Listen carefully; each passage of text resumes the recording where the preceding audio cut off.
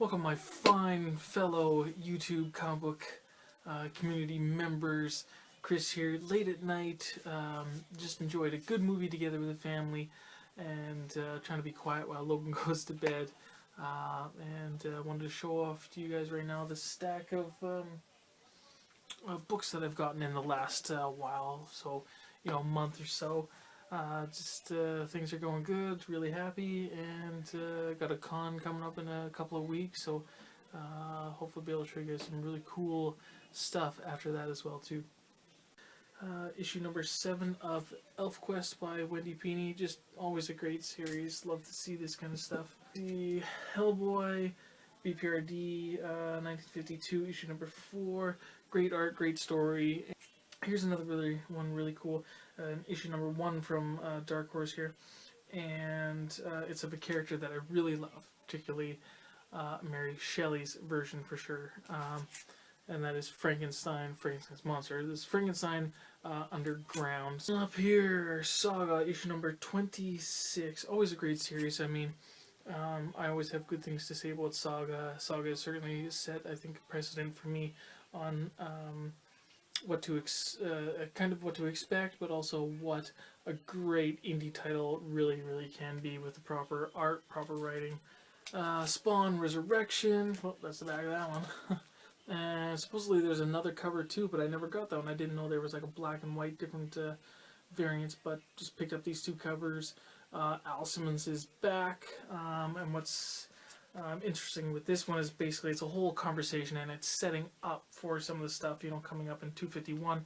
Spawn came back, or Al Simmons' Spawn came back in 250, and then you got this one shot here, and this one basically he has a meeting with God, who takes the form of a dog, and has a conversation with him, but which is odd for some longtime readers of Spawn. Because Spawn has come in contact with God the Devil, and there's this other kind of third godly entity.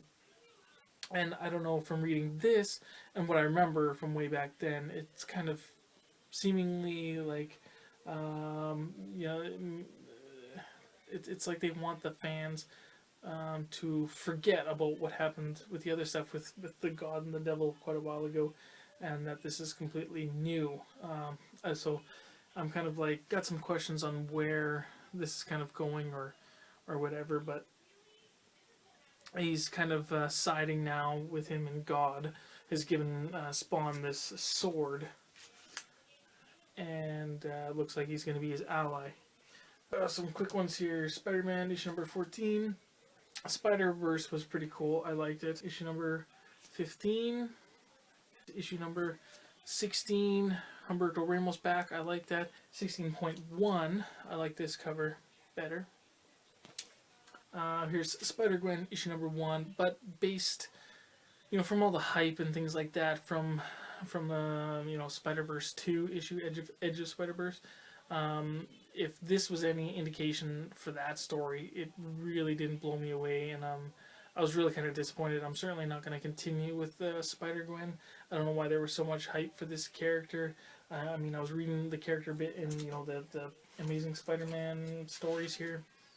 Didn't really care that much for it. Really didn't accept me all that much. So I'm not going to continue with this one. But you guys, let me know did anybody who got Edge of Spider-Verse 2, why was that so hyped and it became so popular of a book and so expensive? Some quick Wolverines issues here. Here's issue number 6, the weekly book. Really nice cover there. Let's see, here's issue number 7.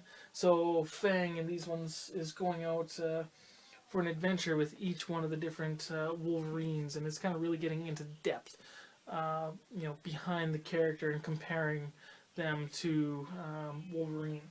Issue number 8, very colorful. Yeah, just really kind of neat. I like it. Issue number 9, looks like Dawkins on the cover there. Number 10, issue number 11. I like that. 12, and I don't know why they're kind of repeating this, but look, another Lady Death and Shogun cover. Okay, just a couple quick blank variants that I got for the upcoming con. Maybe I'll get sketches on these, maybe I won't, but at least I have them. So here's Wolverines, issue number 1. The Marvel Now Wolverine and the all-new Marvel Now. Getting these ones. I started collecting this series when it started only because of the, Kurt Wagner coming back. And now I'm only collecting it because of the World War Wendigo, and these are, a little bit older. But Amazing X-Men issue number 8 begins the World War Wendigo, and obviously Wolverine's in that, so that's why I got it. 9, 10, and 11. Issue number 32 of Wolverine, which is the black and white variant. Really cool. I highly recommend this single issue story. It's a great kind of like a haunting, a really cool, kind of like a Wolverine ghost story of sort of it. It's crazy. It's really neat. You got to read it. It's just interesting. Variant edition for issue number 12 from the all new, which was the last issue of Wolverine before the death of Wolverine. Finally able to complete this. This was really hard to find. Not very expensive, but very hard to find. It's the third issue in the Claws, the first series, and then there was another third Claws 2. 3-issue mini that came after this. But this one, the third issue in the first series, really, really hard to find. So here's Uncanny X-Men 251. Just really like the cover with Wolverine crucified on there. Issue number 39 of the Uncanny X-Men. Cool few things going on here. Kitty Pryde, she finally joins the team. I think her first appearance was quite a few issues before this, but she actually joins the team here. There's a cool, I think there's some Hellfire Club stuff in here. Or the first Wolverine Brown costume in here. What else? Can't remember if there's anything else in here. But yeah, a really, really good issue to have there for sure. It's one of those more expensive ones. It's another early appearance, I think, or the first appearance of the whole Alpha Flight team. And so the story is Chaos in Canada, Uncanny X-Men, issue 120. Really, really cool. Really cool story. I have the Classic X-Men reprint.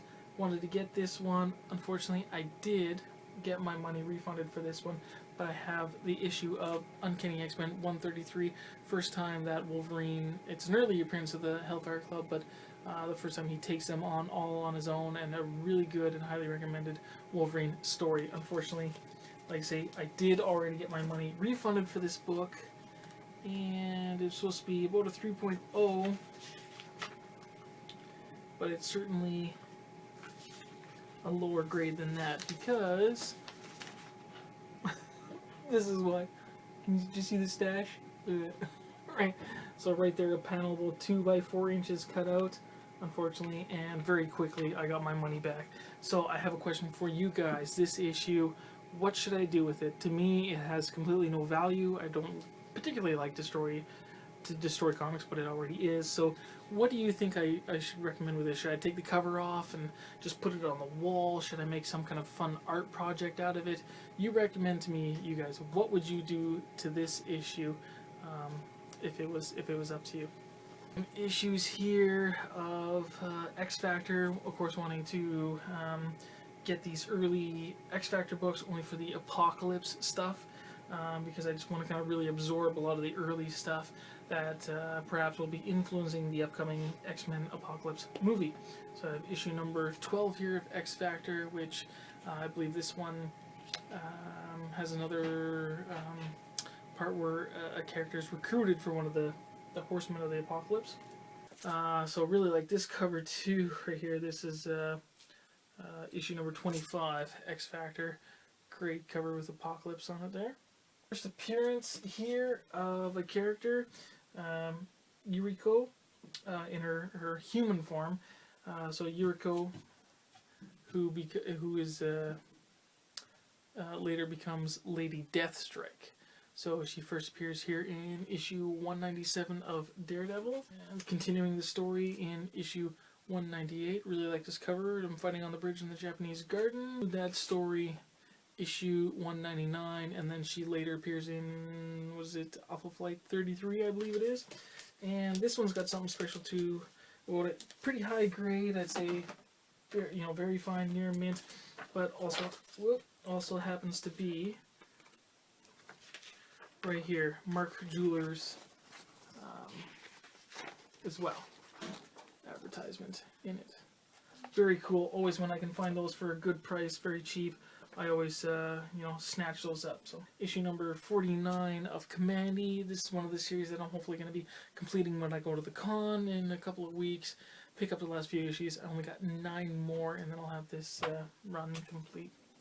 And then this issue, really neat, is one of my favorite, books from my childhood. And this particular issue, I can't remember whether I had it or not, but I see this one is going for some crazy money on eBay and some other sites. I ended up getting this one for, $10. I had to pick it up, especially when I saw in other places it going absolutely, crazy prices. I'm not sure why. If any of you guys know, let me know. But great cover by one of my favorite childhood artists, Chris Allen. And so this is Ninja Turtles, of course the Archie series, the Fall '94 special, and it's got a anthology story. It's got 3 or 4 stories in it, which aren't particularly that extraordinary, I don't think. And when she first Ninjara, I think she first appeared in some other Ninja Turtle comics before the special here, so I don't think it's anything of particular interest to drive up the price, but for some reason it has. So if anybody knows why the price of this one would be over $100, let me know. But very cool. Okay, and here's the last 2 things that we got as well too. Really kind of neat. Here's for my son. He picked this one up when he stopped by a comic book shop. We got a Wolverine kind of a anthology kind of book here, collecting 4 different stories, which I found is really cool. Includes right here the first appearance of Wolverine, Hulk 181. I thought that was really cool. Didn't notice that until after. I love, of course, having the original 181, but also I really enjoy collecting all of the reprints, and I'm trying to get as many as possible. So I didn't even know that this reprint even existed. So that was really kind of cool. That was really cool. It's a graphic novel book, really good story that everybody says is really good. I started reading the first few pages. Really powerful so far, really cool. Here's a first print, kind of lower grade, but all complete and very acceptable for myself. Here is X-Men, the 5th graphic novel in the series, and God Loves, Man Kills. Really cool. So most of the damage is down here, kind of a bent up corner. You can kind of see creases. Really not torn up a little bit, just torn up there a little bit on the binding, a little bit, but and scuffed up here and there, but all complete. Interior is very good. You can definitely tell this graphic novel was well read, but held up very, very well. So really, really cool. And I know one of the last persons that I saw who got this was Scott, Running with Comics. He showed this one too. So really cool to finally, for myself, get this. Really, really good and highly recommended X-Men story. So that's what we have, you guys, or what I have. I have it, but I'm sharing it with you guys via video. So hopefully you guys enjoyed that, and again, please give me your comments or questions about anything that I showed in the video down below, and we'll talk to y'all later. See ya.